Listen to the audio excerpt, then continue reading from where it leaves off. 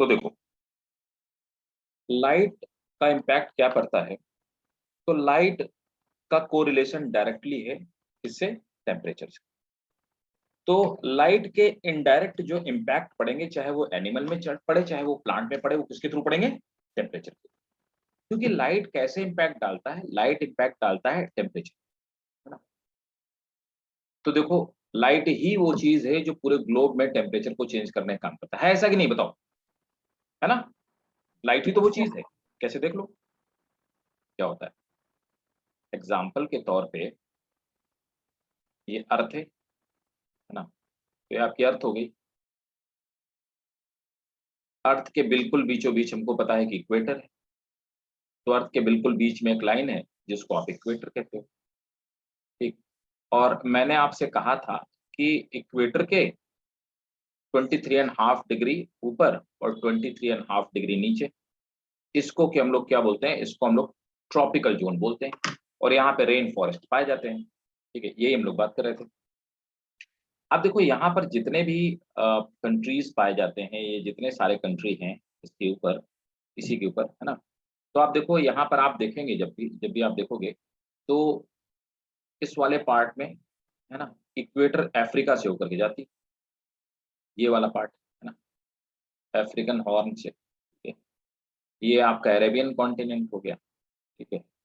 और ऐसे ही आप देखोगे यहाँ पर इक्वेटर के ऊपर ये इंडोनेशिया, मलेशिया, जावा, सुमात्रो, बोर्नियो, ये सब कंट्री पड़ते हैं। यहाँ पे आप देखेंगे जब ग्लोब में पीछे की तरफ जाओगे तो आप देखोगे कि ये जो ब्राजील वाला जो रीजन है, ब्राजील के ऊपर से होकर के इक्वेटर जाती है ना। ये ऊपर आपका नॉर्थ अमेरिका वाला पार्ट हो गया, है ना। तो आप देखोगे इक्वेटर यहाँ पे पड़ती है। अब यहाँ पे जहां जहां से इक्वेटर जाती है, यहाँ पे सन की रेज डायरेक्ट स्ट्रेट, ठीक है। तो यहाँ पे सीधे सन की रेज एकदम डायरेक्ट पड़ती है। तो number of sun rays per unit area ज्यादा है।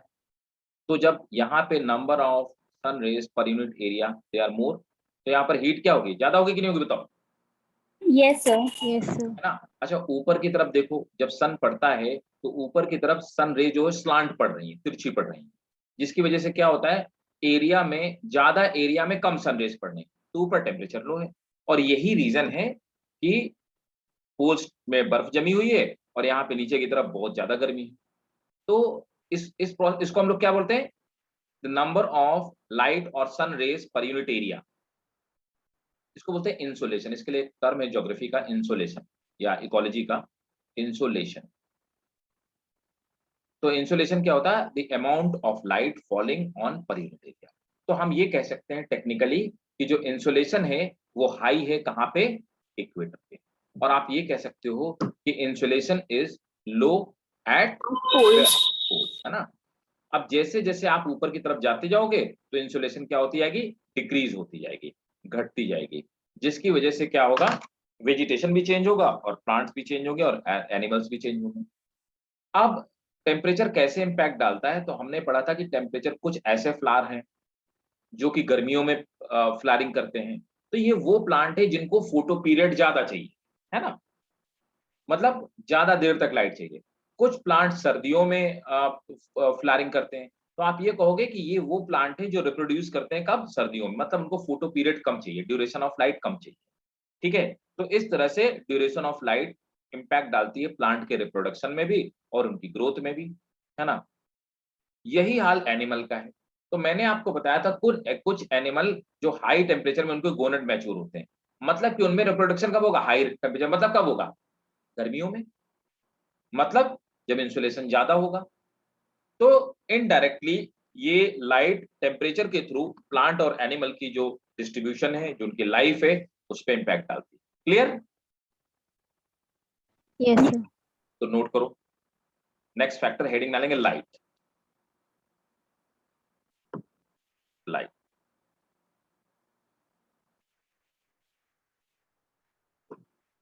नोट करेंगे, many species of small plant, many species of small plant like herb and shrub, many species of small plant growing in forest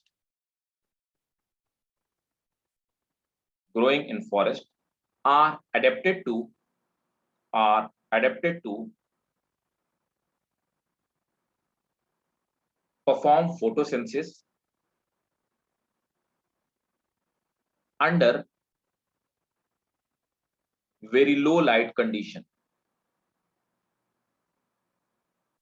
under very low light condition. तो ऐसे plant को क्या कहते हैं? जैसे मनी प्लांट हो गया, उसको एक बार आप वीक में धूप दिखा दो, बस काम चल गया उसका, है ना। और उनको बहुत कम लाइट चाहिए होती है और बहुत लो लाइट। ऐसा तो नहीं मनी प्लांट ग्रीन होता है, फोटो आपको ही पता है, फोटोसिंथेसिस करता है, लेकिन ये बहुत कम लाइट इंटेंसिटी में फोटोसिंथेसिस करने की कैपेबिलिटी रखते हैं, इसीलिए उनको इंडोर प्लांट कहते हैं। जितने भी इंडोर प्लांट है सब लो लाइट में फोटोसिंथेसिस करने की कैपेबिलिटी। क्या कहते हैं ऐसे प्लांट्स? पता है? ये नीट का क्वेश्चन है भाई। स्कायोफाइट्स, ठीक है। ऐसे प्लांट को हम स्कायोफाइट्स बोलते हैं। तो ये कहाँ पाए जाते हैं? देखो, अमेज़न रेन फॉरेस्ट वगैरह में क्या होता है, ये जहां जहां पे इक्वेटर के ऊपर डेंस फॉरेस्ट है, इन सभी जगहों पे जो बड़े बड़े ट्री हैं उन्होंने कैनोपी बना रखी है। इतने घने वो ट्री हैं कि बहुत कम लाइट का अमाउंट होता है जो नीचे पहुंच पाता है। तो वो प्लांट इन कैनोपी के नीचे सर्वाइव कर लेते हैं, क्योंकि वो लो लाइट इंटेंसिटी में भी वो फोटोसिंथेसिस करने की कैपेबिलिटी है। और जो प्लांट लो लाइट में नहीं कर पाते हैं वो कौन है? रनर्स और क्रीपर। वो क्या करते हैं? वो क्रीप करके पेड़ों के ऊपर चढ़ चढ़ के और ऊपर पहुंच जाते हैं लाइट लेने के लिए। रनर और क्रीपर पेड़ों के ऊपर चढ़ के क्यों पहुंचते हैं? उनका मेन एम होता है लाइट को करना, ठीक है, क्योंकि लो लाइट पे तो मर जाएंगे। तो रनर यही करते हैं, वो ऊपर चढ़ चढ़ के ऊपर की तरफ पहुंच जाते हैं, ठीक है। तो नोट करेंगे, very low light condition because they are constantly because they are constantly overshadowed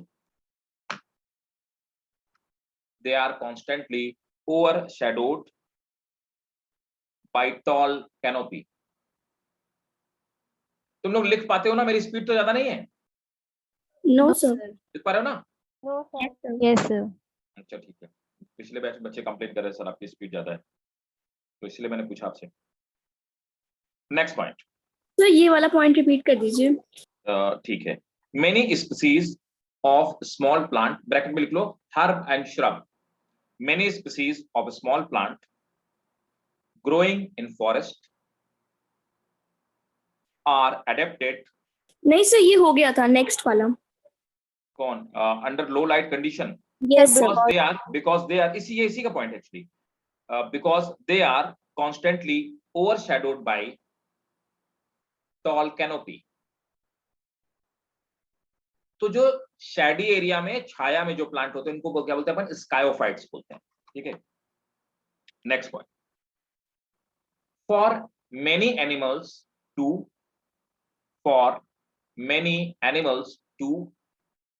light is important in that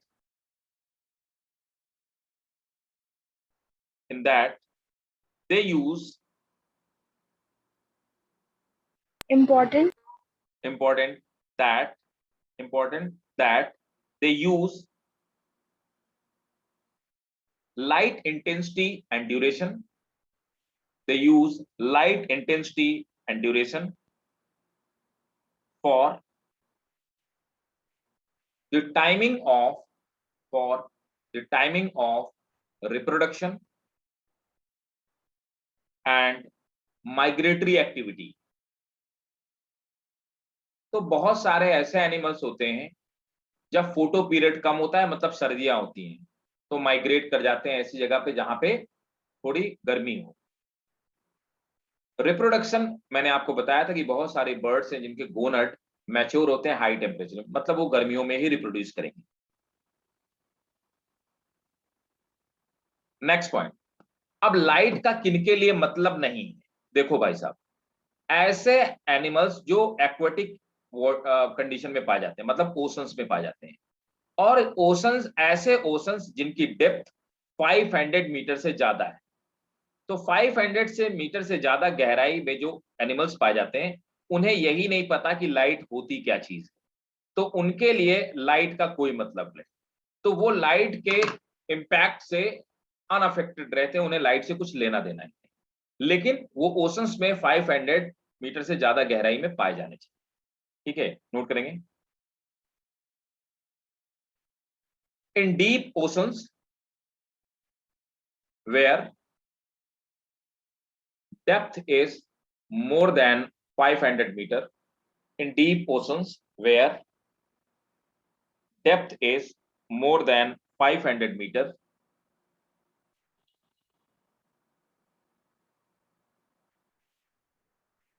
environment is perpetually dark. Environment is perpetually dark, and its inhabitant and its inhabitant are not aware of, and its inhabitant are not aware of existence of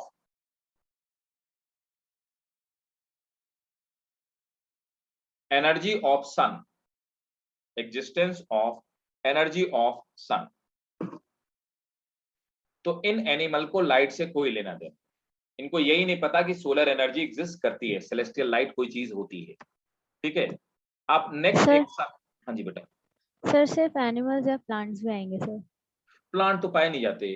500 मतलब ये मान के चलो कि 300 metre के बाद सिर्फ red algae पाए जाते हैं।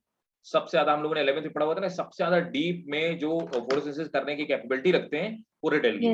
रेड एल्गी जितनी लो लाइट इंटेंसिटी में, जितनी गहराई में फोटोसिंथेसिस कर सकते हैं ना, दूसरे प्लांट कर ही नहीं सकते। तो रेड एल्गी ही वो आखिरी चीज है जो आखिरी में पाई जाती है ना। और 200-250 मीटर के बाद लाइट बहुत ना के बराबर रह जाती है। 300 मीटर के बाद समझो कि लाइट का यूटिलाइजेशन खत्म, और 500 मीटर तो बहुत होते हैं। ठीक है, यस सर। तो वहां पे कुछ एनिमल्स पाए जाते हैं, उसको हम लोग बेंथिक लाइफ कहते हैं, बेंथिक, है ना। तो बेंथिक लाइफ में वो एनिमल्स पाए जाते हैं जो क्या होते हैं, वो स्कैवेंजर्स होते हैं। तो ऊपर क्या होता है, ऊपर जो मरने के बाद या लड़ाई होने के बाद या कटने के बाद कुछ एनिमल गिर जाते हैं, उनको ही खाते हैं। समझ गए? बेंथिक लाइफ, बेंथिक जोन बोलते हैं जहाँ पे लाइट नहीं होती। तो नेक्स्ट हेडिंग डालेंगे, light in relation to plant. Sir आपने स्कायोफाइट्स जो बताए हैं वो शैडो एरिया प्लांट्स बताए हैं ना? एग्जैक्टली, शैडी एरिया में पाए जाते हैं। जैसे एग्जांपल के तौर पे ये हो गया आपके कौन, मनी प्लांट, है ना। Okay sir. अब लाइट का प्लांट से क्या रिलेशन है? बहुत रिलेशन, पूरा रिलेशन। ठीक है, कुछ पॉइंट नोट करिए, ये बहुत इंपॉर्टेंट है आपके नीट के एग्जाम के लिए, है ना। नोट करो। तो पहला, सबसे पहला इंपैक्ट क्या होता है, लाइट की प्रेजेंस में ही, लाइट की प्रेजेंस में ही प्लांट में क्लोरोफिल प्रोड्यूस होता है। तो सबसे पहले नोट करेंगे, chlorophyll production takes place, point के फॉर्म में लिख के आना, chlorophyll production takes place in presence of light. Full stop. It is required for heating action. It is required for heating action. तो प्लांट की बॉडी को heat करने के लिए इनकी जरूरत पड़ती है। Next point, light affect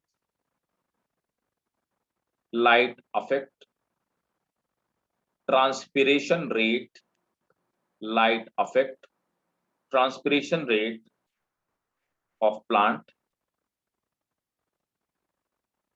and that's how it also affect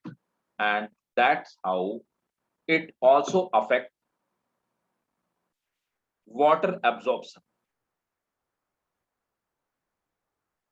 Next, distribution of plant. Light plant के डिस्ट्रीब्यूशन को भी अफेक्ट करती है, यू नो वेरी वेल, है ना। नोट करें, total amount of radiation received by earth, total amount of radiation received by earth differs with the latitude with latitude, हमने अभी देख ही लिया पीछे की तरफ, डिफर करती है, differs with latitude, full stop. This may be one of the reason, this may be one of the reason for difference, this may be one of the reason for difference in vegetation at poles and other part of at poles and other part of earth.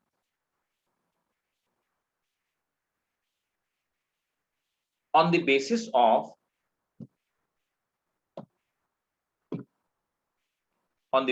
of development due to light, plants are of two types: heliophytes. तो heliophytes वो plant होते हैं, they require high light intensity,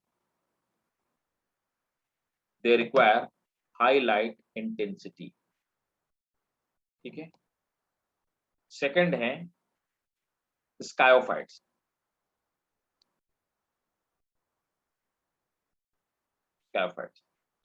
they require low light intensity,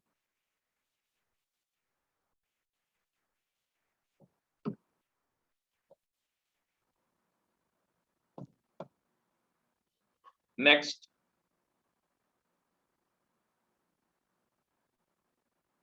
photo period अब क्या होता है ना, what is photo period, बता सकते हो, सबको पता होगा ना, ये तो आपने 10th क्लास में ही पढ़ा हो। फोटो पीरियड क्या है? देखो, आप कहते हो कि सर्दियों में दिन छोटे हो जाते हैं और गर्मियों में दिन बड़े हो जाते हैं, तो क्या ऐसा होता है क्या, दिन छोटे हो गए बड़े हो गए?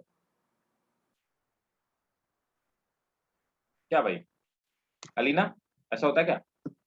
No, सिंचिया, sir. ऐसा होता है? No sir. दिन तो भाई 12 घंटे का होता है और रात भी 12 घंटे की होती है, हम तो ये कहते हैं ना। तो सर फोटो पीरियड कम होगा। एग्जैक्टली, तो फोटो पीरियड क्या हो जाता है, ड्यूरेशन ऑफ लाइट बढ़ जाती है, तो लोग कहते हैं दिन बड़ा हो गया। सर सनराइज का टाइम जो होता है वो चेंज हो जाता है। हाँ बिल्कुल बिल्कुल बिल्कुल बिल्कुल, सनराइज और सनसेट का बिल्कुल सही बात है, टाइम चेंज हो जाता है, तो जिसकी वजह से फोटो पीरियड घटता और बढ़ता रहता है। तो दिन छोटे बड़े होने का यही मतलब होता है फोटो पीरियड। तो photo period means the time period till which the light is available on the surface of earth, that is the photo period, है ना, पर्टिकुलर पॉइंट। तो नोट कर लेंगे photo period, the total length of daily light, the total length of daily light in which plant are exposed, in which plant are exposed is called photoperiod, is called photoperiod, full stop, इसी में लिखेंगे। it has a great effect, it has a great effect on growth and it has great effect on growth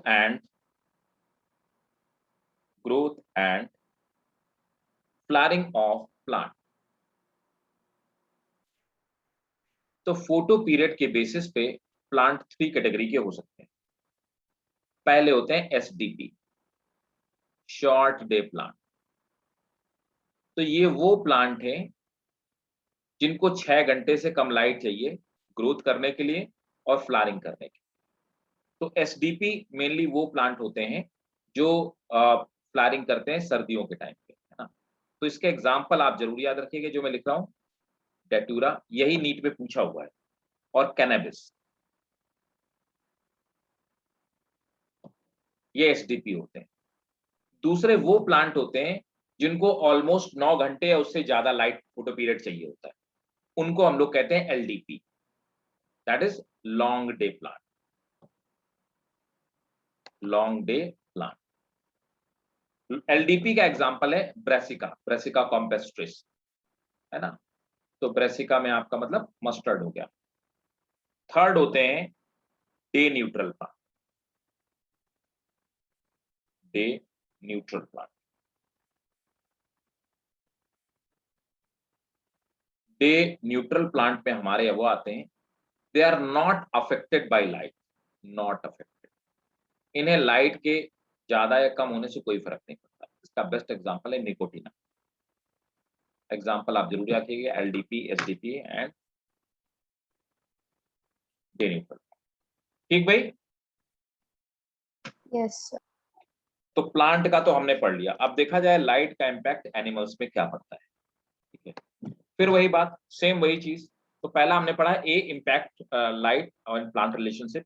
फिर अब B पढ़ते हैं light and animal relationship, है ना। तो आप सब एक हेडिंग डालिए, लाइट सर एक इन। मिनट पीछे। हाँ ठीक है, नो प्रॉब्लम। आपने फोटो पीरियड वाली क्या लाइन बोली थी? फोटो पीरियड मैंने ये बोला था कि नोट कर लो, फिर से लिखवा देता हूँ। प्रॉपर डेफिनेशन आप नोट कर लीजिए। Total length of daily light, total length of daily light period in which total length of daily light period in which plant are exposed, plant are exposed is called photoperiod. Okay sir. Okay, Done, note कर sir. लिया। Yes sir. ठीक है, अब देखो next आपको सब heading डालनी है, light in relationship with animal, light in relationship with animal. तो लाइट का एनिमल के साथ में क्या रिलेशनशिप। तो सबसे पहला जो हमारा लाइट का एनिमल के साथ में रिलेशनशिप है वो है दैट इज, अब देखो सबसे पहले मेटाबॉलिज्म। अब एक बात जान लो, ऐसे ऑर्गेनिज्म जो कि लाइट में या हीट में ज्यादा रहते हैं, मैंने पहले बताया था कि जो ज्यादा टेम्परेचर वाले में पाए जाते हैं एनिमल, उनकी मेटाबॉलिक जो रेट होती है वो हाई होती है। कंपैरेटिवली जो लो टेम्परेचर में पाए जाते हैं उनकी जो मेटाबॉलिक रेट होती है वो लो होती है। तो ये डिपेंड करता है ना, मेटाबॉलिज्म। तो नोट करेंगे मेटाबॉलिज्म। अब मैंने आपको बताया कि लाइट इनडायरेक्टली इफेक्ट करती है कैसे, हीट के हेल्प से, है ना। लाइट ज्यादा होगी, टेम्परेचर ज्यादा होगा, मेटाबॉलिक रेट हाई होगी। लाइट कम होगी, टेम्परेचर कम होगा, मेटाबॉलिक रेट कम होगी। ठीक है, तो नोट करिए, heating effect increases, heating effect increases the metabolic rate of animal, heating effect increases the metabolic rate of animal by ionizing protoplasm, by ionizing protoplasm, full stop. Animal receiving poor light, animal receiving poor light, Sir, ionizing. ionizing of protoplasm। तो light protoplasm को ionise कर देती है जिससे कि metabolic rate बढ़ जाती है। Full stop. अब ऐसे एनिमल्स जो केव में रहते हैं, ठंडी जगहों पे रहते हैं, कम लाइट में रहते हैं, जैसे बैट हो गया, इनकी सबकी मेटाबॉलिक रेट कम होगी। ठीक है, इसीलिए आप देखो रेप्टाइल्स की मेटाबॉलिक रेट नॉर्मली कम होती है, इसीलिए उनका लाइफ स्पान भी ज्यादा होता है। एक बात और बता दूं, जिसकी मेटाबॉलिक रेट स्लो है उसका लाइफ स्पान भी ज्यादा है। टर्टल ले लो, तो नोट करेंगे। सर ऐसा क्यों? एक्चुअली सर क्या होता है, मेटाबॉलिज्म ज्यादा होगा तो लाइफ स्पैन ज्यादा होनी चाहिए ना। राइट, नहीं नहीं नहीं नहीं, देखो समझो। अब देखो क्या होता है, तुम एक बात बताओ, जिन इंजन्स की स्पीड ज्यादा होगी, ज्यादा स्पीड में काम करेंगे, वो ज्यादा लंबा काम करेंगे, या जिनकी स्पीड धीरे धीरे चलते हैं वो ज्यादा दिन तक चलेंगे। यस सर, स्लो वाले ज्यादा चलेंगे। लो वाले ज्यादा चलेंगे, है ना। ओके। तो रीजन क्या होता है ना, एक्चुअली जैसे जब भी हमारी बॉडी में हमारा मेटाबॉलिक रेट होती है, तो देखो मान लो हम आप अपनी ही बात कर लेते हैं, तो हमारा अब एक ये थ्योरी ऑफ एजिंग है, ये आपके सिलेबस में नहीं है, हालांकि कहीं मेंशन नहीं आपके एज में, इसको थ्योरी ऑफ एजिंग मास्टर्स वगैरह में हम लोग को पढ़ाया जाता है कि मतलब कौन सी चीजें किस बेसिस पे आप कह सकते हो कि एजिंग क्यों होती है, लोग बूढ़े क्यों होते हैं। ये बायोलॉजी का बहुत बड़ा क्वेश्चन है और still this is unsolved mystery. But आज की डेट में जो बेस्ट एक्सप्लेनेशन है उसका वो ये कहता है कि जैसे जैसे हम लोग हमारी मेटाबॉलिज्म होती जाती है, तो सेल के पुरानी सेल मरती है, नई वाली सेल बनती है। तो जो नई वाली सेल बनती है, पहली बात तो सेल्स के प्रोटोप्लाज्म में जो एक्सक्रीटरी मटेरियल या वेस्ट प्रोडक्ट होता है वो इकट्ठा होता है, जिससे कि फंक्शनल जो एरिया होता है सेल का, फंक्शनल एरिया वो कम होता है ना। तो धीरे धीरे वेस्ट इकट्ठा हो जाता है और सेल का फंक्शनल एरिया कम होता जाता है। तो पहले क्या हुआ, किसी छोटे बच्चे में 100% सेल काम कर रही है, वो थोड़ा और बड़ा हो गया, अब उसकी 90% जो नई सेल्स बनी उनकी पूरी नहीं काम कर रही, 90% ही काम कर रही। क्यों? उसमें वेस्ट मटेरियल इकट्ठा होते आ रहे हैं। धीरे धीरे जब एजिंग होती आती है तो बुढ़ापे में 50% से कम सेल्स, नई सेल बन तो रही लेकिन उनकी एफिशिएंसी 50% से कम है। क्यों? क्योंकि उसमें बैड मेटाबॉलिक वेस्ट इकट्ठा हो गए। ठीक है, तो देखो जिसकी रेट ऑफ मेटाबॉलिज्म हाई होगी तो उसकी बॉडी में वेस्ट जल्दी इकट्ठा होंगे, होंगे कि नहीं? यस सर, और जिसकी कम मतलब होगी उसकी उसमें सेल्स का वेस्ट कम फंक्शनल एरिया हाँ जल्दी रिलीज होगा, तो जल्दी मर जाएगा। होगा। Yes sir. ये कॉन्सेप्ट है। जिसकी रेट ऑफ रेस्पिरेशन ज्यादा होती है उसकी लाइफ कम होगी, जिसका रेट ऑफ रेस्पिरेशन कम होगा उसकी लाइफ ज्यादा होगी। देख लो, चूहे का रेट ऑफ रेस्पिरेशन बहुत हाई होता है, कितने दिन जीता है। इंसान का उससे रेट ऑफ रेस्पिरेशन बहुत स्लो है, ज्यादा दिन जीता है। और टर्टल हो गया, वेल हो गया, इनका रेट ऑफ रेस्पिरेशन हमसे हमसे आपसे बहुत ज्यादा स्लो है, तो इसलिए देखो बहुत लंबा जीते हैं। वेल यस एक बार सांस ले लेने के बाद वो 2 घंटे तक पानी से बाहर नहीं आती है, उसकी जरूरत नहीं है, समझे? तो that's how these are the actually basic fundamentals of biology. Note करो। तो मैंने आपको क्या लिखवाया? हाँ, the animal receive poor light in caves, the animal receive poor light in caves, have low metabolic rate.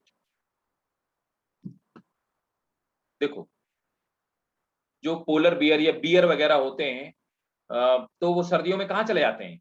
Hibernation में। तो हाइबरनेशन में। यस तो सर। कहाँ चले? केव्स में घुस जाते हैं ना, अंधेरी वाली जगह पे। तो यस केव्स में सर। इसलिए घुस जाते हैं, वहां पे लाइट कम होती है, मेटाबॉलिक रेट स्लो, अपनी मेटाबॉलिक रेट बिल्कुल गिरा लेते हैं, है ना। नेक्स्ट, तो पहली हो गई मेटाबॉलिज्म। Next reproduction. तो हमने अभी बर्ड वाला एग्जांपल पढ़ा था थोड़ी देर में, रिप्रोडक्शन। तो कुछ एनिमल होते हैं जो हाई लाइक फोटो पीरियड में हाई लाइट इंटेंसिटी में रिप्रोड्यूस करते हैं, कुछ लो लाइट इंटेंसिटी में। क्यों? क्योंकि गोनेट्स की मैच्योरिटी जो होती है वो लाइट पे डिपेंड करती है, उसको फोटो पीरियड अफेक्ट करता है। तो नोट करो। सर अगर हम भी लाइट में ना जाए तो? हमारी आपकी मेटाबॉलिक रेट स्लो हो जाएगी। लेकिन तुम्हें एक और कमाल की बात बताऊं, जितने लोग कॉर्पोरेट में जॉब कर रहे हैं, पता आज की डेट में सबसे बड़ी डिजीज क्या है? Corporate lifestyle disease. एक तो तो vitamin D deficiency. Very good, बहुत बड़ा चैलेंज है। कॉर्पोरेट लाइफ में जो लोग काम करते हैं, सुबह सूरज निकलने से पहले वो ऑफिसेज में चले जाते हैं, तो घर से निकले, बेसमेंट में पहुंचे, कार उठाई, तो कार के अंदर लाइट नहीं, घर के अंदर लाइट नहीं, फ्लैट के अंदर कहाँ इतनी लाइट आती है, तो डायरेक्ट सनलाइट उनको नहीं पड़ी। उसके बाद कार से ऑफिस के बेसमेंट में उतरे, ऑफिस के बेसमेंट में ऑफिस के अंदर चले गए, वहां पे डायरेक्ट लाइट नहीं। शाम को जब शाम ढल गई, जब सूरज चला गया, तब फिर वो निकलते हैं। अब फिर क्या करते हैं? बोलते हैं कि वीकेंड में जाके धूप सेकना है, धूप में पड़े हुए। ठीक है, किसी नॉर्मल आदमी को ऐसी रिक्वायरमेंट नहीं होती कि उसको धूप सेकना पड़े। लगता है क्या तुमको? कभी देखा तुमने कोई रिक्शे वाला है, कोई ऑटो वाला धूप सेक रहा बैठे हुए? No sir. है ना। तो ये लाइफस्टाइल डिजीज है। अब इससे क्या होता है, विटामिन डी का कोई सोर्स नहीं, ये सब बकवास चीज है। विटामिन डी का कोई सोर्स नहीं, कोई सोर्स ही नहीं है।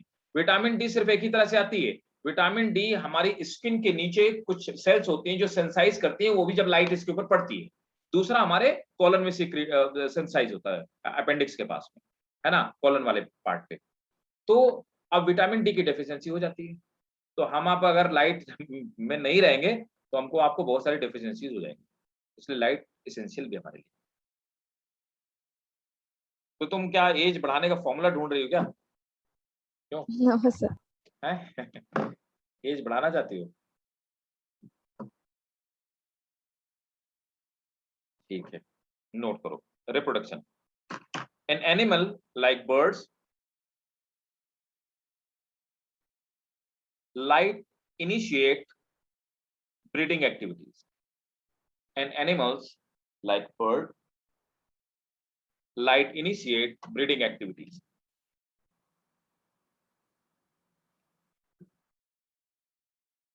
Full stop. In some birds, gonads become active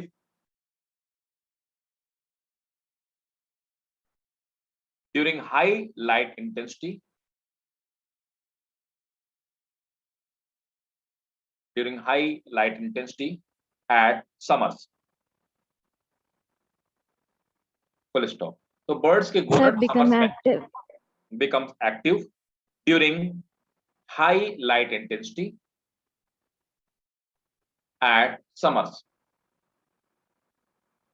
Full stop. In some sheep, deer and goat,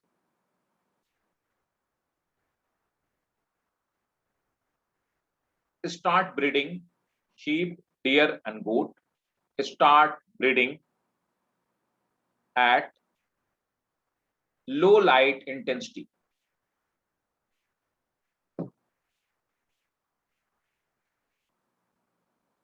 एक क्वेश्चन था, मैं देख रहा था, मुझे याद नहीं आ रहा कहाँ पे था, कि कौन सा एनिमल है हाईएस्ट ब्लड टेम्परेचर और किस एनिमल का होता है?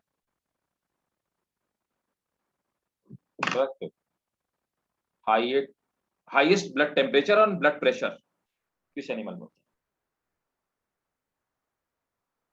Any idea? Goat. Goat was the answer. अब नेक्स्ट क्या चीज लाइट कंट्रोल करती है एनिमल्स में? पिगमेंटेशन। देखो, हम लोग पहले भी डिस्कशन कर चुके हैं कि जो नीग्रोज होते हैं वो वहां पे पाए जाते हैं जहां इंसुलेशन ज्यादा है ना? तो लाइट वहां ज्यादा पड़ती है, तो लाइट ज्यादा पड़ने का मतलब है कि वहां पे यूवी रेज ज्यादा पड़ती हैं, तो यूवी रेज से प्रोटेक्ट करने के लिए बॉडी क्या सीक्रेट करती है? Melanin sir. Very good, melanin secret करती है ना? तो मेलानिन ज्यादा सीक्रेट होगा, तो इसीलिए उनका कॉम्प्लेक्शन डार्क होता है, नीग्रो सब डार्क होते हैं। अब जैसे जैसे हम आप क्या होते हैं, हम आप मिडिल, ना बहुत ज्यादा डार्क ना बहुत ज्यादा व्हाइट, जैसे क्योंकि हम लोग पाए जाते हैं किसमें? टेम्परेट जोन में पाए जाते हैं।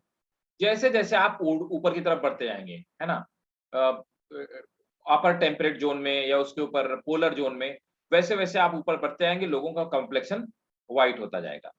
That is all about the light, due to the light. एक और चीज, ये चीज ह्यूमंस में एप्लीकेबल, लेकिन अगर आप एनिमल्स की बात करोगे तो जो डेजर्टिक एनिमल होते हैं, जो ज्यादा टेम्परेचर, ज्यादा लाइट इंटेंसिटी पाए, तो उनकी स्किन का कलर लाइट होगा। और ऐसे एनिमल जो कोल्डर रीजन में पाए जाते हैं, उनकी स्किन का कलर डार्क होगा। ठीक है, ये एडेप्टेशन तो नोट करेंगे। The process of pigmentation is affected by light in animals. For example, skin color of human. For example, skin color of human. Next, light locomotion को भी अफेक्ट करती है।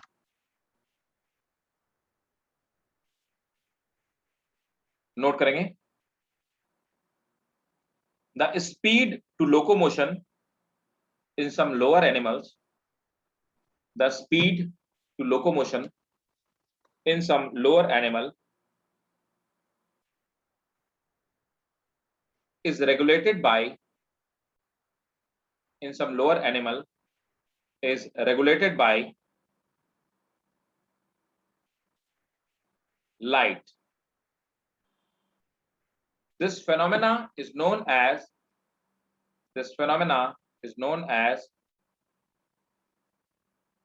phototaxis. This phenomena is known as phototaxis.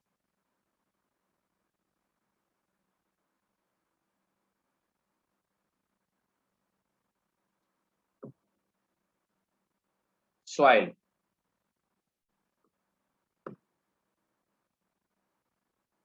अब next factor पे आ जाते हैं, soil. Soil को हम लोग एडाफिक फैक्टर भी कहते हैं।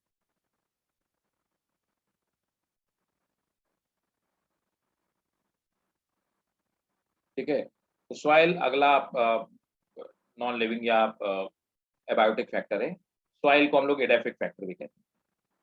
तो नोट करिए,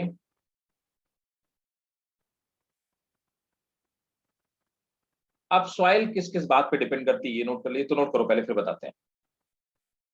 सॉइल डिपेंड ऑन, अब सॉइल का स्ट्रक्चर किस चीज पे डिपेंड करेगा? क्लाइमेट कैसा है, रेनफॉल कैसी है, टेम्परेचर कैसा है, वहां की टोपोग्राफी कैसी है, बहुत सारी चीजों पे डिपेंड करती है। Soil depend on the climate and withering process. Soil depend on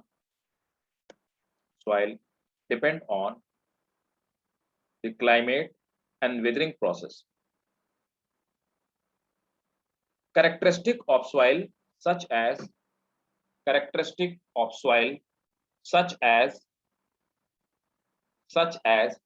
soil composition. Characteristic of soil such as soil composition, grain size, and aggregation process. Sir, rain size. Grain size and aggregation process. Sir aggregation क्या होता है?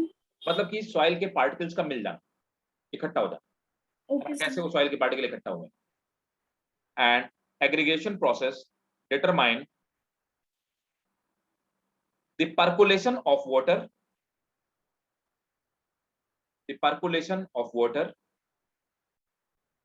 And water holding capacity. Percolation of water जानते हो? बारिश हुई तो कुछ soil ऐसी होती है वाटर को एब्जॉर्ब कर लेगी, थोड़ी देर बाद पूरा पानी सूख जाएगा। कुछ सॉइल ऐसी होगी कि वो धीरे से एग्रीगेट होने लगती है, चिपकने लगती है, और वाटर का ट्रांसपोर्ट, मतलब वाटर को वो नीचे की तरफ परकुलेट नहीं, बहुत कम होने देती है। जैसे ब्लैक सॉइल का ये सीन है कि जैसे उसमें पानी पड़ता है वो और चिकनी होती आती है, वो कंसोलिडेट होती आती है, उससे वाटर का परकुलेशन कम हो पाएगा, ज्यादा पानी भरा रहेगा ऊपर, समझ गए? वो स्लो परकुलेशन होगा ब्लैक सॉइल। और जो एलुवियल सॉइल होती है, मतलब कि जो नदी लेकर के आती है, रिवर लेकर के आती है, एलुवियल सॉइल्स, वो क्या करती हैं, वो वाटर को बहुत जल्दी एब्जॉर्ब कर लेती है। तो सॉइल में फर्क होता है। Next point, the characteristic of soil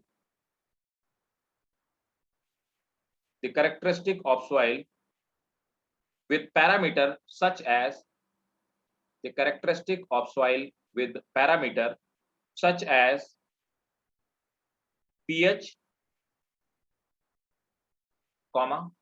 mineral composition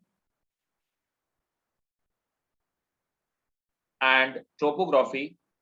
pH, mineral composition and topography determine to large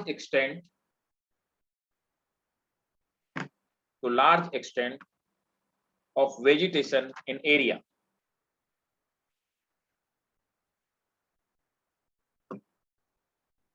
अब देखो प्रोसेस ऑफ सॉइल फॉर्मेशन, अब ये ध्यान से समझना पहले, और इसको एज इट इज नोट कर लेना, ये आपसे स्कूल के लिए भी आपको important. Sir, large extent in area. हाँ, process of genesis of soil,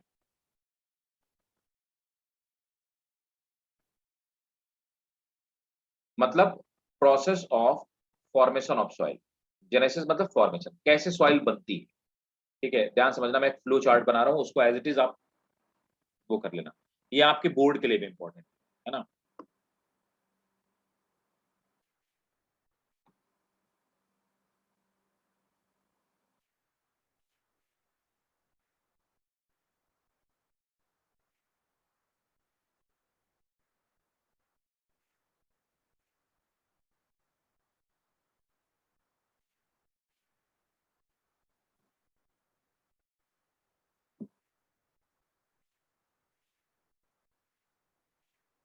देखो सबसे पहले क्या होता है, तो सबसे पहले कुछ पेरेंटल रॉक होती हैं। तो पेरेंटल रॉक्स जो होती हैं ये टूटती हैं, ब्रेक होती हैं, है ना। डिसरप्ट, तो रॉक डिसरप्ट इनटू फ्रैगमेंट, टुकड़े में टूट जाती हैं।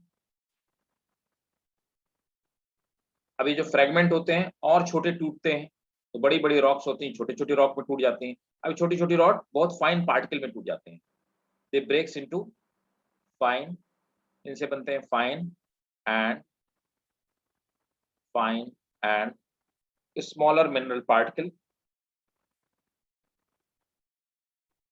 स्मॉलर मिनरल पार्टिकल, छोटे मिनरल पार्टिकल बनते हैं और इससे सॉइल प्रोफाइल डेवलपमेंट होता है, तो सॉइल प्रोफाइल का फॉर्मेशन होता है। ठीक है, अब देखो ये प्रोसेस कैसे होती है। तो सबसे पहले जो पेरेंटल रॉक होती हैं, इनमें फिजिकल विदरिंग होती है, मतलब ये फिजिकल प्रोसेस से टूटती हैं। विदरिंग मतलब टूटती हैं। आप जाओगे तो अपर रीजन में, जो इंडिया का अपर रीजन है, वो जिसको कोल्ड रीजन बोलते हैं, लेह लद्दाख वाले रीजन में, ऊपर वाले, तो लद्दाख वाले रीजन में आप देखोगे ना, हवा की रफ्तार इतनी तेज है कि वहां पे विदरिंग एयर की वजह से होती है, तेज लगातार हवा चलती रहती है, तो फिजिकल विदरिंग वहां एयर से हो जाती है। तो हीटिंग की वजह से, हीटिंग एंड ड्राइंग, हीट करके रॉक, हीट होने से रॉक सूखती हैं, इसकी वजह से होती है। फ्रीजिंग की वजह से, फ्रीजिंग एंड ग्लेशिएशन, ग्लेशियर बनता है ना।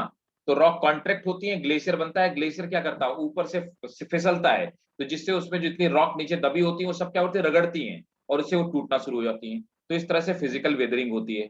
तो इससे क्या होता है, बड़ी बड़ी जो चट्टाने होती हैं वो छोटे छोटे पत्थरों में टूट जाती है।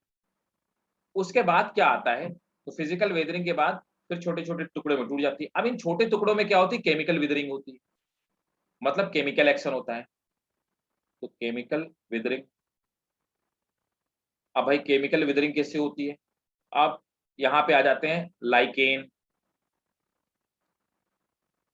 फंजाई, है ना, और बैक्टीरिया। ये करते हैं, दे होल्ड वाटर, ये वाटर को होल्ड करने लगते हैं, है ना, जिसकी वजह से क्या होता है, और ये एंजाइम भी सीक्रेट करते हैं, तो एंजाइम का सीक्रेशन करते हैं, और इसकी वजह से क्या होता है, oxidation and reduction, and reduction होता है। तो ऑक्सीडेशन रिडक्शन से रॉक ब्रेक होती है, ठीक है, हाइड्रोलिसिस होती है, इससे रॉक ब्रेक होती है ना। तो जिससे वगैरह से इन रिएक्शन से केमिकल एक्शन होते हैं, जिससे क्या होता है कि रॉक और छोटे छोटे टुकड़े में टूट जाती हैं। जब और छोटे टुकड़े में टूट जाती हैं, तो टुकड़े में टूट गई तो महीन पार्टिकल बन गए, और उसके साथ में मॉइस्चर आ गई, क्योंकि लाइकेन वगैरह ये मॉइस्चर को अब्जॉर्ब कर लेते हैं। प्लस ये लाइकेन, फंजाई, बैक्टीरिया मरते रहते हैं, तो इनके मरने से, इनकी डेड बॉडी से वहां पे वेजिटेटिव मटेरियल भी इकट्ठा होता है, ऑर्गेनिक मैटर इकट्ठा होने लगता है। अब क्या होता है, अब अगली प्रोसेस को बोलते हैं पीडोजेनेसिस। याद रखना, पूछा जाता है व्हाट इज द पेडोजेनेसिस, है ना। अब इसमें क्या होता है, लाइकेन प्ले इंपॉर्टेंट रोल है, लाइकेन प्ले, पीडोजेनेसिस का मतलब होता है सॉइल का बनना, प्ले इंपॉर्टेंट रोल। क्या करता है, ऐड ऑर्गेनिक मैटर, लाइकेन मर करके ऑर्गेनिक मैटर ऐड करने का काम करते हैं, है ना। प्लस लिविंग ऑर्गेनिज्म आ जाते हैं, लिविंग ऑर्गेनिज्म लाइक स्नेल, है ना, स्नेल वगैरह आ जाते हैं, उनकी भी डेड बॉडी से ऑर्गेनिक मैटर ऐड इकट्ठा होता है, और वो भी केमिकल एक्शन करते हैं, है ना, और दे होल्ड द वाटर, तो जिससे ऑर्गेनिक मैटर वाटर होल्ड कर लेता है ना, और इस तरह से सॉइल का डेवलपमेंट हो जाता है। नोट कर लीजिए, फॉर्मेशन ऑफ सॉइल।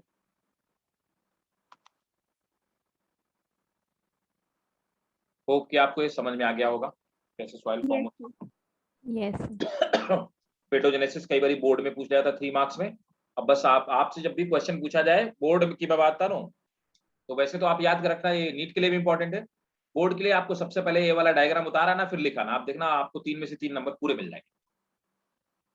2 मार्क्स तो आपको 2 मार्क्स तो आपको वैसे ही देगा, अगर आप सिर्फ फ्लो चार्ट भी बनाओ ना तो भी आपको 2 and 2.5 मार्क्स देगा, कोई भी अच्छा टीचर देगा आपको बोर्ड में भी।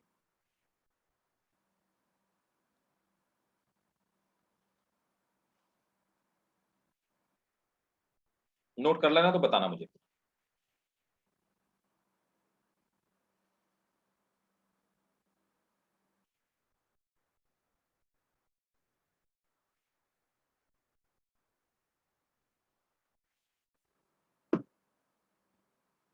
Done sir. आप देखो,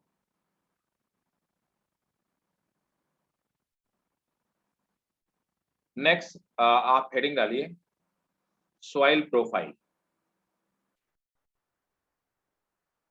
आपको मैं एक डायग्राम दिखाता हूं, मेरा ही हैंडमेड है और मैंने उनेस्कर जी को डायग्राम दे रखा सॉइल प्रोफाइल का, आप उनसे डायग्राम ले भी लेना, ठीक है।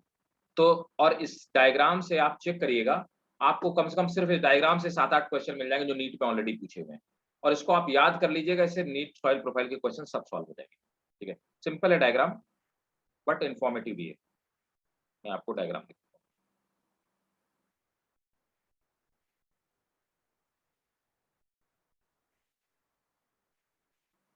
देखो ये सॉइल प्रोफाइल का डायग्राम, हाँ मैं इसको थोड़ा बड़ा करके दिखाता हूँ, पहले मैं इसको थोड़ा छोटा करके दिखाता हूँ। देखो यहाँ तक ऊपर वाला ये जो हिस्सा है इसको हम टॉप सॉइल कहते हैं। अगर ये वाला हिस्सा बह जाए तो हम बोलते हैं टॉप सॉइल इरोड हो गई, जिससे कि वेजिटेशन, अगर टॉप सॉइल इरोड हो जाए तो वेजिटेशन का डेवलपमेंट नहीं हो सकता है। तो ऊपर वाले पार्ट को टॉप सॉइल बोलते हैं और नीचे वाले पार्ट को सब सॉइल बोलते हैं, और इसके नीचे वाले जो पार्ट होता है इनको बेस रॉक कहते हैं, है ना। तो कुल मिलाकर के सॉइल प्रोफाइल यही होती है। तो सॉइल का ऊपर से नीचे तक जो लेयर होता है, स्ट्रेटा होता है, उसको हम सॉइल प्रोफाइल कहते हैं, है ना। अब यहाँ पर देखो सॉइल प्रोफाइल को ओ होराइजन में, ए होराइजन में, बी होराइजन में, सी होराइजन में और आर होराइजन में डिवाइड किया गया, ए बी सी और आर, है ना। फर्दर आप देखेंगे मैंने यहाँ पे ओ को O1 और O2 में डिवाइड किया है, ए को भी A1 और A2 में फर्दर सब डिवीजन किया हुआ है। अब मैं आपको एक एक बताता हूँ, आपको बस ये याद रखना है। तो आप सबसे पहले देखो ऊपर आओ, ओ होराइजन, नॉर्मली सिर्फ क्लासिफिकेशन ओ और ए का होता है, यहाँ पे O1 और O2 का भी मैंने कर दिया है नीट के लिए। तो जो ये O1 और O2 वाला पार्ट में डिफरेंस क्या होगा ये मैं अभी बताता हूँ। इस ओ होराइजन में क्या पाया जाता है, मिनरल मैट्रिक्स पाए जाते हैं, fresh and partially decompose organic matter पाया जाता है। देखो क्या होता है, जो ऊपर वाली लीव्स होंगी ना वो पार्शियली डिकम्पोज होंगी, है ना। मतलब कि उनको कुछ स्नेल ने खा रखा होगा, कुछ इंसेक्ट ने खा रखा होगा और कुछ पे बैक्टीरिया काम कर रहे होंगे। तो ऊपर वाले में आपको फ्रेश फॉल लीफ मिलेंगी, कुछ पार्शियली डिकम्पोज लीव्स मिलेंगी, मतलब कि प्योरली आपको ऑर्गेनिक मैटर मिलेगा। अब नीचे आप आ जाओगे तो नीचे जो लीव्स होंगी या they will be partially degraded leaves और डिकम्पोज लीव्स होंगी, इनको सबको डिकम्पोज कर चुके होंगे बैक्टीरिया, है ना। लेकिन यहाँ पर ऑर्गेनिक मैटर आपको ज्यादा मिलेगा, ठीक है। तो ऊपर वाला कम डिकम्पोज है, नीचे वाला ज्यादा डिकम्पोज है, लेकिन ये सॉइल नहीं है। अब क्या होता है कि यहाँ पर बैक्टीरिया इनको डिकम्पोज कर देते हैं, डिकम्पोज करने के बाद बैक्टीरिया मिनरल्स को रिलीज कर देते हैं। किसी लीफ को खाया, कैल्शियम रिलीज कर दिया, आयरन रिलीज कर दिया, कॉपर रिलीज कर दिया बैक्टीरिया ने। डिकम्पोजिशन के बाद अब ऊपर से पानी पड़ता है, मतलब मॉइस्चर आती है, और उसमें मॉइस्चर में ये मिनरल घुल जाते हैं, घुल करके वो नीचे की तरफ मूव करने लगते हैं और इस प्रोसेस को हम लीचिंग कहते हैं, LEACHING, लीचिंग, ठीक है। अब देखो जब लीचिंग की प्रोसेस स्टार्ट होती है तो यहाँ पे मिनरल इकट्ठा होता है, तो ये डार्क और rich in organic matter, it is also called humus. तो ये जो A1 वाला है इस पार्ट को भाई साहब हम लोग ह्यूमस कहते हैं। तो ह्यूमस क्या होता है, सॉइल का वो मटेरियल जिसमें ऑर्गेनिक मैटर सोल्यूशन के फॉर्म में ऐड हो जाए उसको ह्यूमस कहते हैं। क्लियर है। Yes, sir. उसके नीचे आइए, जो A2 होरिजन है ये लाइट कलर का होता है, लार्ज मिनरल पार्टिकल पाए जाते हैं, लिटिल ऑर्गेनिक मैटर, ऊपर वाले के कंपैरिजन में इसमें ऑर्गेनिक मैटर कम आता है। इसको पॉडजोलिक या इल्यूवियल जोन कहते हैं। ये जितना अंडरलाइन है सब पूछा हुआ क्वेश्चन, पॉडजोलिक या इल्यूवियल जोन कहते हैं। इसके नीचे बी होराइजन आते हैं। यहाँ पे क्ले पाई जाती है, आयरन पाया जाता है, मैग्नीशियम पाया जाता है, एल्युमिनियम पाया जाता है, ऑर्गेनिक मैटर भी पाया जाता है या फिर ऑर्गेनिक मैटर पाया जाता है। डार्क कलर का होता है और सिलिका रिच होता है। इसको हम लोग इल्यूवियल जोन, ऊपर वाले को एलुवियल जोन बोलते हैं, इसको इल्यूवियल जोन बोलते हैं। ठीक है, इसके नीचे सी होराइजन आता है। Incompletely withered large mass of rock, तो लार्ज रॉक है जिनका विदरिंग अभी शुरू हुआ है। और आर होरिजन, इसको हम लोग बोलते हैं सॉइल बेस, इसको रॉक बेस बोलते हैं, ये बेस रॉक बोलते हैं। यहां पर ये अनविदर्ड बेड ऑफ रॉक्स होती है। ठीक है, बस इतना आपको याद रखना है। याद रहेगा soil profile? Yes sir. Yes sir. ये मैं डायग्राम दे चुका हूं। एक बार बता दी क्या बेटा? Sir, leaching. लीचिंग क्या होता है ना, देखो अब मैं लिखवा भी देता हूँ। चलो, लीचिंग क्या होता है? लीचिंग में एक कॉन्सेप्ट आपने याद दिलाया, मैं आपको बताता हूँ। एक और क्वेश्चन पूछा हुआ है, नीट का ही क्वेश्चन है। ठीक है, लीचिंग क्या होता है कि जब लीव्स गिरती हैं ऊपर वाली सॉइल में, तो उस पे बैक्टीरिया उसको डिकम्पोज करते हैं। डिकम्पोज करने के बाद बैक्टीरिया उस ऑर्गेनिक मैटर से मिनरल रिलीज कर देते हैं, आयरन, कैल्शियम और जितने ऑर्गेनिक मैटर होते हैं उनको रिलीज कर देते हैं। अब क्या होता है, उनके ऊपर पानी पड़ता है, तो पानी में जितना ऑर्गेनिक मैटर है ये घुल जाता है। घुलने के बाद वाटर के साथ में नीचे की तरफ परकुलेट होने लगता है। तो नीचे की तरफ जो न्यूट्रिएंट सॉइल की टॉप सॉइल से डाउन सॉइल में नीचे की तरफ जब न्यूट्रिएंट मूव करते हैं, इस प्रोसेस को हम लीचिंग कहते हैं। अब जहां पर हाई ह्यूमिडिटी और हाई टेम्परेचर है वहां लीचिंग ज्यादा होगी। Leaching is not good process, bad process.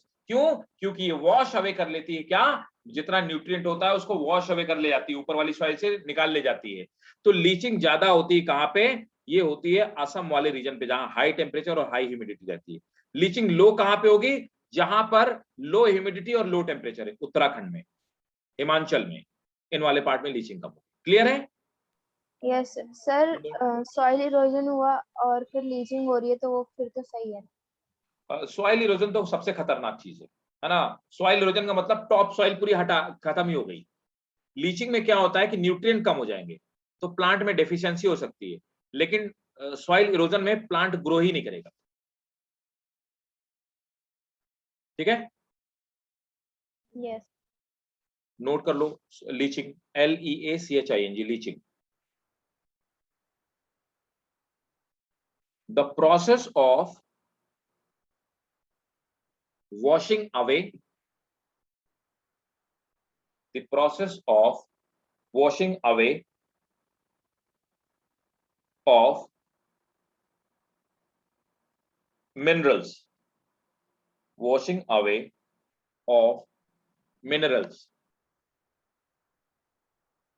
from the top soil, from the top soil is called, from the top soil is called leaching, is called leaching. Full stop. High humidity and high temperature promote leaching. High humidity and high temperature promote leaching.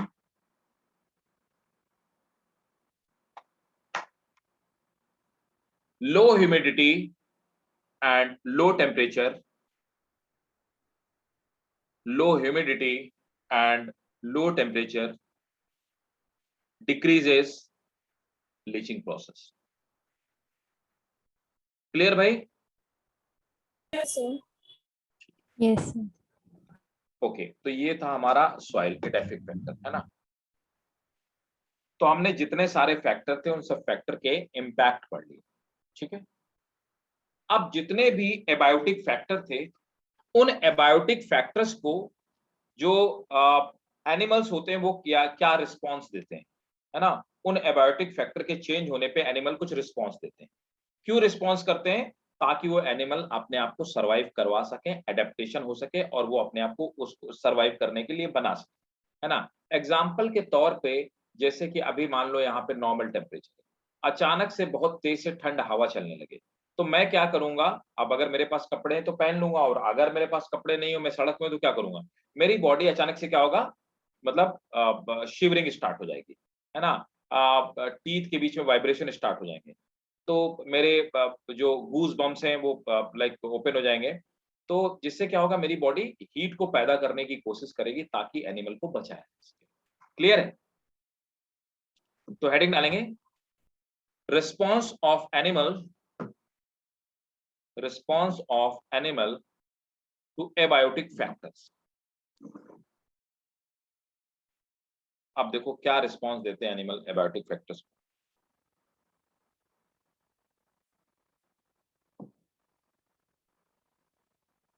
ये graph बनाओ, और ये बहुत important है, ये भी बहुत frequently पूछा हुआ क्वेश्चन है आपके बोर्ड के एग्जाम में, 3 मार्कर क्वेश्चन।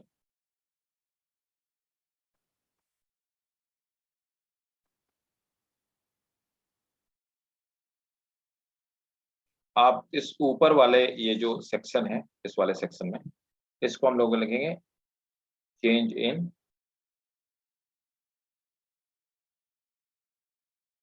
Internal level. तो इंटरनल लेवल का मतलब हुआ इंटरनल एटमॉस्फेयर का चेंज होना, है ना, इंटरनल एनवायरनमेंट का चेंज होना, ठीक है। और यहां पर हम लोग देखते हैं एक्सटर्नल एनवायरनमेंट।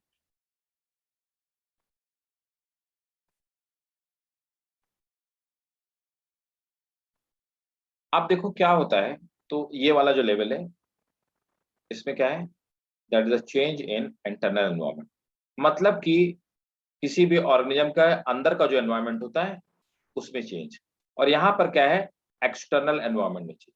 अब आप देखो, हम में आप पे कोई फर्क नहीं पड़ता, बाहर कुछ भी चेंज क्या होता है।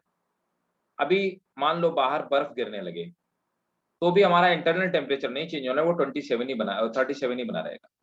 बाहर बहुत ज्यादा गर्मी पड़ने लगे तो बॉडी के अंदर का टेम्परेचर में नहीं चेंज होगा। तो हम में आप पे क्या होता है कि ह्यूमंस में हमारी इंटरनल बॉडी का जो टेम्परेचर होता है वो हमेशा मेंटेन रहता है, ठीक है, वो कभी भी जल्दी से चेंज नहीं होता है ना, बाहर भले ही कोई भी चेंज होता रहे, ऐसे ही ना। तो हम आप क्या करते हैं, होम्योस्टेसिस की स्टेट को बनाए रखते हैं। तो हम आप क्या हो गए, हमको आपको क्या बोला जाएगा, रेगुलेटर। तो ऐसे एनिमल जिनमें बाहर टेम्परेचर या कोई भी एनवायरनमेंट चेंज होने से उनके इंटरनल लेवल ऑफ टेम्परेचर या एनवायरनमेंट में कोई फर्क नहीं पड़ता, वो रेगुलेटर होते हैं, वो उसको इंटरनल टेम्परेचर को मेंटेन करके रखते हैं, ठीक है। तो इनको हम लोग रेगुलेटर कहते हैं। तो रेगुलेटर हमेशा क्या मेंटेन करके रखते हैं, होम्योस्टेसिस को मेंटेन करके रखते हैं, ठीक है। एग्जाम्पल के तौर पे ह्यूमन। अब देखो, लेकिन कई बारी क्या होता है कि हम लोग इनिशियली तो क्या होता, अच्छा तो ये बात हो गई ह्यूमंस की, लेकिन कुछ ऐसे एनिमल होते हैं कि बाहर टेम्परेचर चेंज हुआ तो उनका अंदर का भी टेम्परेचर चेंज हो जाएगा। एग्जाम्पल के तौर पे जैसे एम्फीबियंस हो गए, तो बाहर अगर ज्यादा ठंड पड़ गई तो उनका ब्लड का टेम्परेचर गिर जाएगा और वो मर जाएंगे। बाहर ज्यादा गर्मी पड़ गई तो भी उनका टेम्परेचर क्या हो जाएगा, चेंज हो जाएगा, और वो क्या हो जाएंगे, वो मर जाएंगे, है ना। तो वो उनका इंटरनल एक्सटर्नल टेम्परेचर के चेंज होने से वो इंटरनल टेम्परेचर भी चेंज हो जाता है। इस तरह से वो ज्यादा सर्वाइव नहीं कर सकते, उनकी सर्वाइबिलिटी जो होती है उसके चांसेस कम होते हैं। ऐसे एलिमेंट्स को क्या बोला जाता है, कन्फॉर्मर्स। तो कन्फॉर्मर्स कौन होते हैं, एग्जाम्पल के तौर पे एम्फीबियन, पाइसीज फिशेज हो गई, ये सब कन्फॉर्मर है। अब देखो कई बारी क्या होता है, एक और टाइप के एनिमल पाए जाते हैं, वो मैं आपको एक एडिशनली बताता हूँ। वो एनिमल जिनका बाहर टेम्परेचर चेंज हुआ तो तुरंत इंटरनल टेम्परेचर चेंज हो जाता है, या बाहर कोई भी एनवायरनमेंट में चेंज हुआ तो अंदर चेंज होना शुरू हो जाता है, लेकिन एक लिमिट के बाद क्या होता है, वो अपने इंटरनल एनवायरनमेंट को क्या करते हैं, मेंटेन कर ले जाते हैं, ठीक है, और वो सर्वाइव कर जाते हैं। ऐसे एनिमल्स को हम लोग क्या बोलते हैं, we call them partial regulator.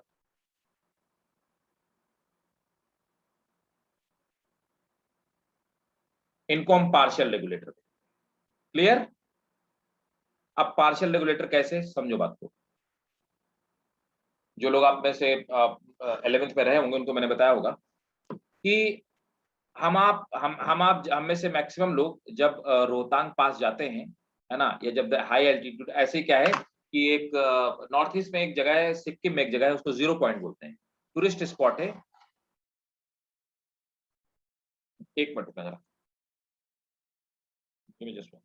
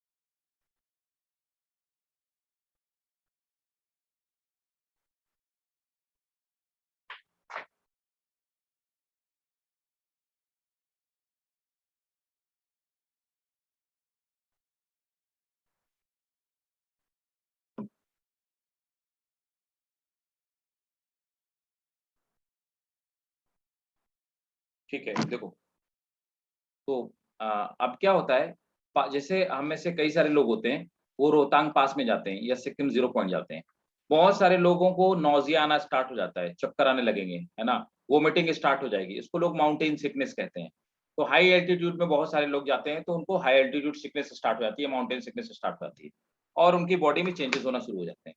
तो पहले क्या होगा, चक्कर आएगा, वोमिटिंग आएगी, बीमार हो जाएंगे, लेकिन 24 घंटे 48 घंटे के बाद फिर वो लोग नॉर्मल हो जाते हैं। रीजन क्या होता है, आपने देखा होगा कि लद्दाख वगैरह में जो बच्चे पाए जाते हैं उनके गाल वगैरह एकदम पूरे लाल होते हैं, बिल्कुल रेड होते हैं, है ना, बिल्कुल रेड होते हैं, छोटे छोटे बच्चे आप देखो बिल्कुल गाल लाल होते हैं। रीजन क्या होता है कि नॉर्मली हीमोग्लोबिन का एक मॉलिक्यूल 4 ऑक्सीजन के मॉलिक्यूल को कैरी करने की कैपेबिलिटी रखता है, लेकिन अब जैसे हाई एल्टीट्यूड में जाते हैं वहां पे लेह लद्दाख वगैरह में रोहतांग पास में ऑक्सीजन का लेवल कम है, तो वहां ऑक्सीजन का लेवल कम होता है तो हमारा जो हीमोग्लोबिन होता है वो सिर्फ 2 ऑक्सीजन के मॉलिक्यूल को कैरी कर पाता है, तो बॉडी में ऑक्सीजन की कमी हो जाती है। अब वहां पे जो लोग होते हैं उनके हीमोग्लोबिन के अमाउंट ज्यादा होते हैं, इसलिए उनके गाल लाल होते हैं। तो वो क्या करते हैं, उनके अंदर हीमोग्लोबिन ज्यादा होता है तो वो प्रॉपर ऑक्सीजन को कैरी करने की कैपेबिलिटी उनकी बॉडी की होती है।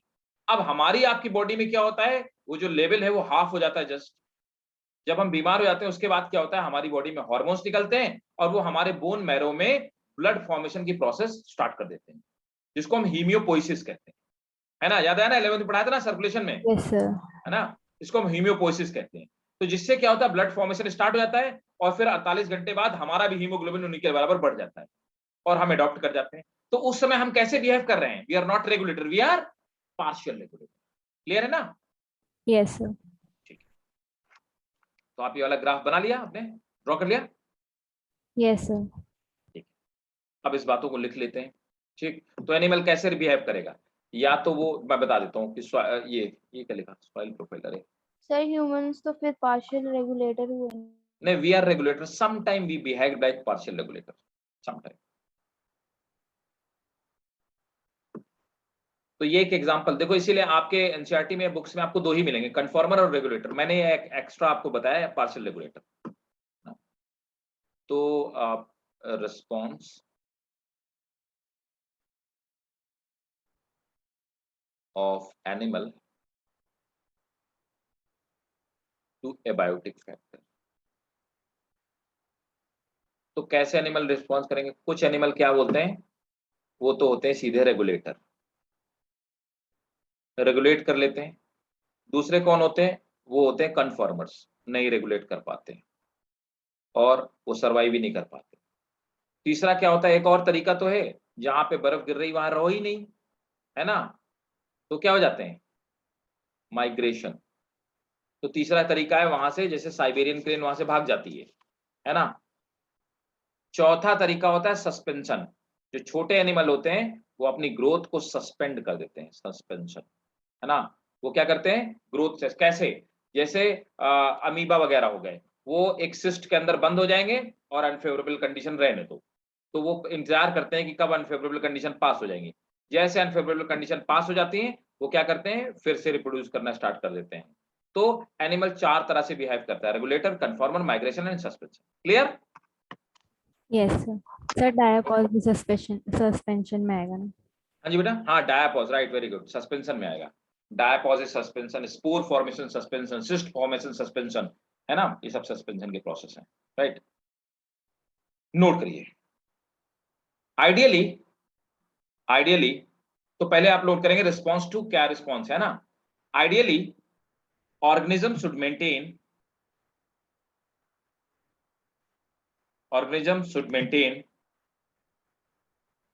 constancy of its internal environment.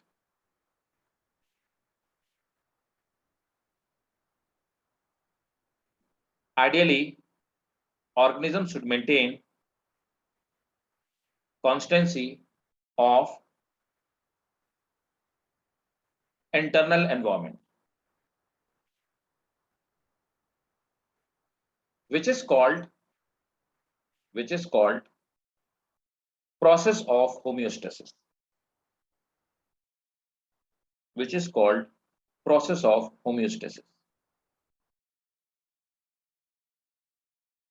Full stop.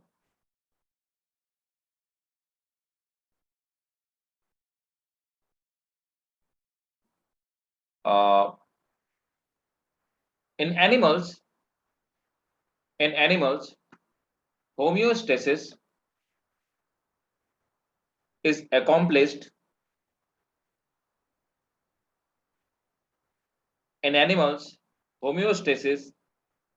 accomplished through not only physiological, but also through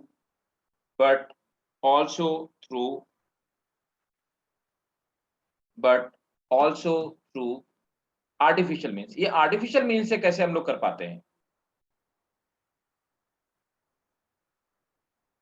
क्या भाई?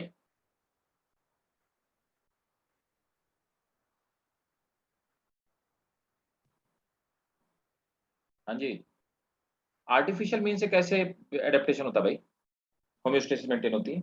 तो हॉर्मोन्स देके? नहीं, हाँ दे सकते हैं, दैट मे बी प्रोसेस, कर सकते हैं, ये बात सही है।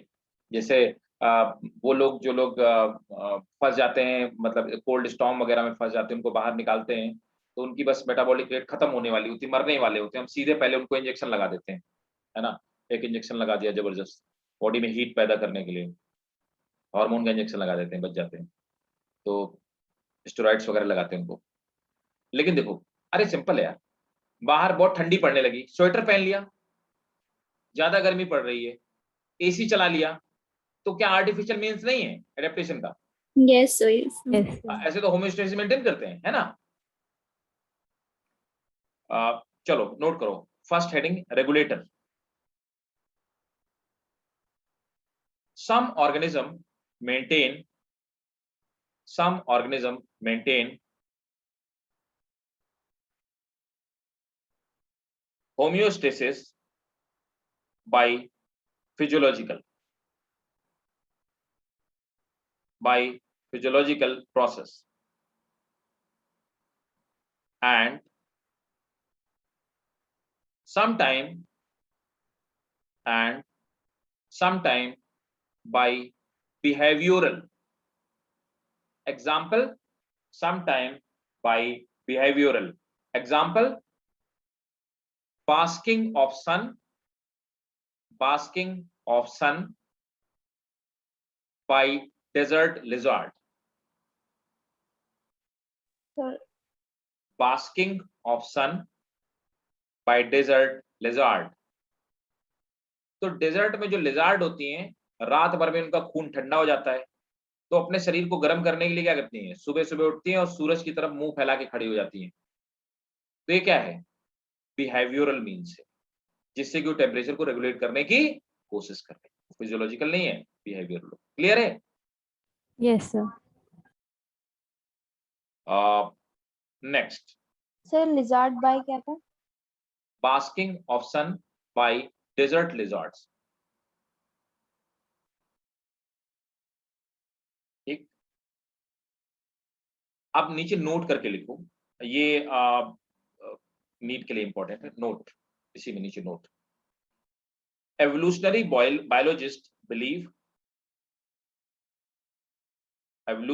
biologists believe that success of mammal evolutionary biologists believe that success of mammals is largely due to their ability to maintain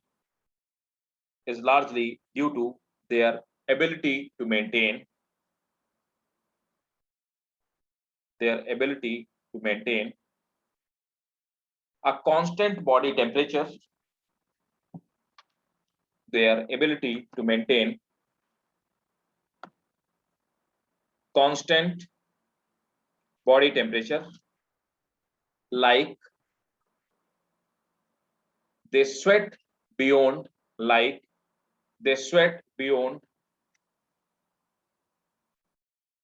37 degrees centigrade. They sweat beyond 37 degrees centigrade and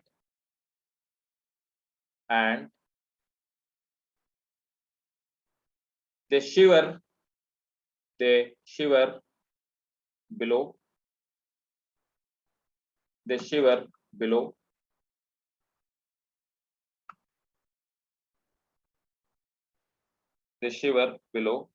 37 degrees centigrade.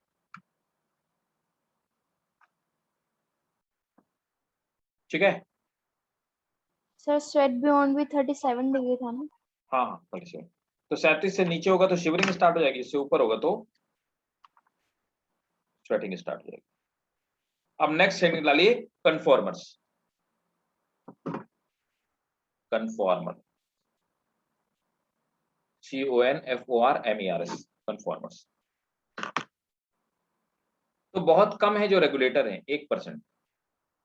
Majority of animals are regulator. Note करेंगे, majority of animals are regulator. Bracket में approximately 99%। Majority of animals are regulator, approximately 99%.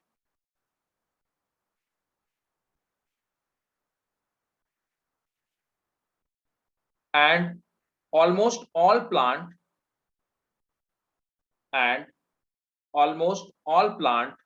cannot maintain constant internal environment.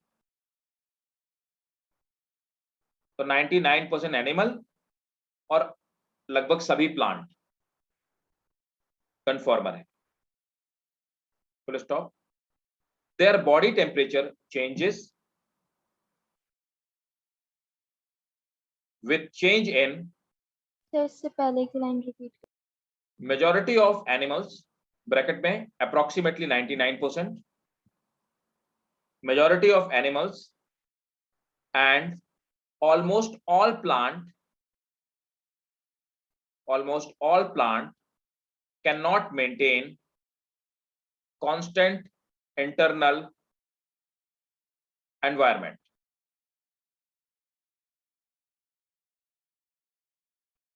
Full stop. Their body temperature changes with change in,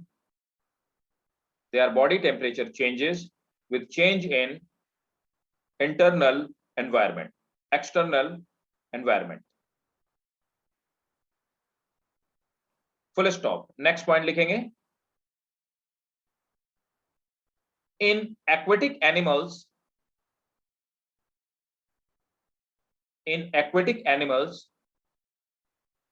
the osmotic concentration of body fluid in aquatic animal, the osmotic concentration of body fluid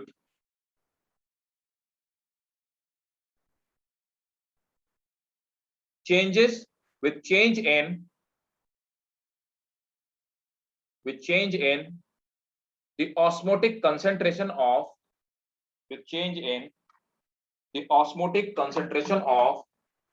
external water.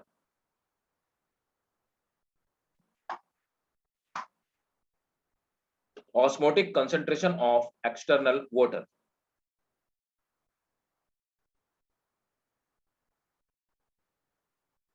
Full stop.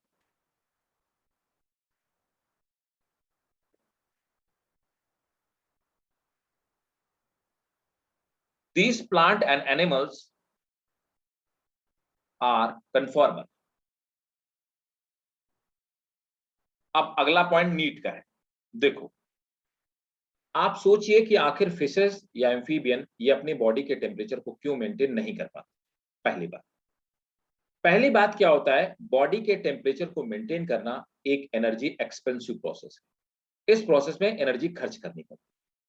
ये सब animal की body में इतनी energy नहीं पैदा होती कि वो अपनी नॉर्मल एक्टिविटी भी चला लें और ऊपर से बॉडी के टेम्परेचर को भी मेंटेन कर। तो इनकी कैपेसिटी नहीं होती कि इतनी एनर्जी पैदा कर पाए, पहले इंपॉर्टेंट। दूसरी इंपॉर्टेंट बात, बॉडी के मास के कंपैरिजन में इनका सरफेस एरिया ज्यादा होता है, तो जिससे कि सरफेस एरिया ज्यादा होने की वजह से हीट गेन और हीट लॉस ज्यादा होता है, जिसकी वजह से बाहर जो चेंज होते हैं उसका इंपैक्ट इनकी बॉडी में ज्यादा पड़ता है। तो ये दो रीजन की वजह से जो स्मॉलर एनिमल होते हैं, लोअर एनिमल होते हैं, वो कन्फॉर्मर रहते हैं, वो रेगुलेटर नहीं बन पाते। क्लियर है? Yes sir. तो नीचे नोट करके लिखो, पहला नोट लिखो, note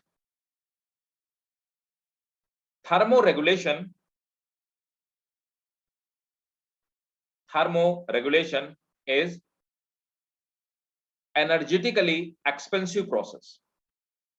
Thermoregulation is energetically expensive process. Full stop.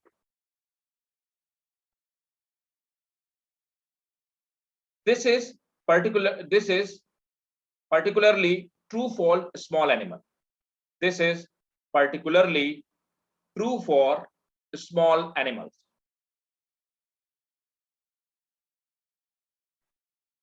Next point. Heat loss or heat gain is function of surface area. Heat loss or heat gain is function of surface area.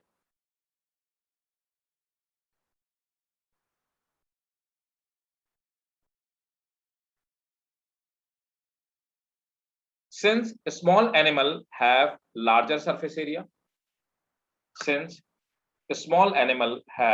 larger surface area, relative to their volume. Since small animal have larger surface area relative to their volume. Full stop. They tend to lose body heat. They tend to lose body heat when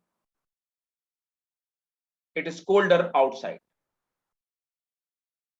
They tend to lose body heat when it is colder outside. Full stop.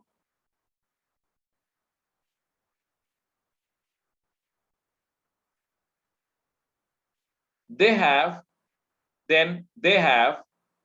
to spend much energy to generate body heat.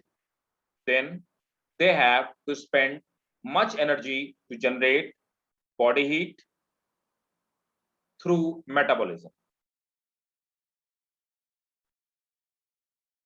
Clear है भाई? Yes, sir. Right. तो अब next class में पढ़ेंगे migration suspension, है ना, और most probably next class में हम लोग इस चैप्टर ओवर कर देंगे। ठीक है, पढ़िएगा, और अगर कुछ ना समझ में आए, कहीं पे क्लियरिटी ना हो तो पूछिएगा।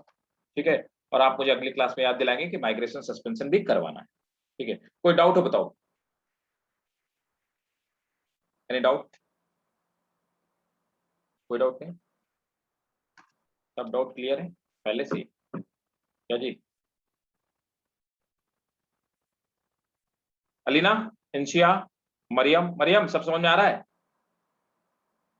Yes sir. Srini, Srin, yes sir. अच्छा, तुम लोग कुछ पूछते ही नहीं हुए हैं। चलो पढ़ना, नेक्स्ट क्लास में मिलते हैं, और अगर कोई डाउट हो तो पूछिएगा। ठीक है, ओके सर। Thank you.